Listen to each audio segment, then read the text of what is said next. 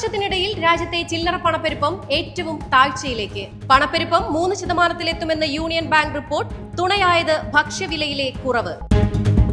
Chinese അസംസ്കൃത വസ്തുക്ഷാമം കാരണം ജപ്പാനിൽ സുസുക്കി സ്വിഫ്റ്റ് നിർമ്മാണം നിർത്തിവെച്ചു.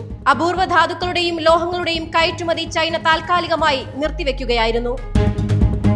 വളർന്നുവരുന്ന വിപണികൾക്ക് കഠിനമായ പരീക്ഷണമാണ് ട്രംപിന്റെ വ്യാപാര യുദ്ധമെന്ന് IMF. കോവിഡ് പ്രതിസന്ധിയേക്കാൾ വലുതാണിതെന്ന് IMF deputy managing director Gita Gopinath പറഞ്ഞു.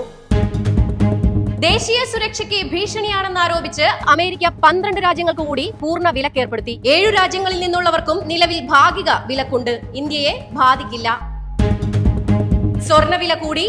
പവന് 320 രൂപയും ഗ്രാമിന് 40 രൂപയുമാണ് കൂടിയത്. പവന് 73,040 രൂപയും ഗ്രാമിന് 9,130 രൂപയുമാണ് നിരക്ക്.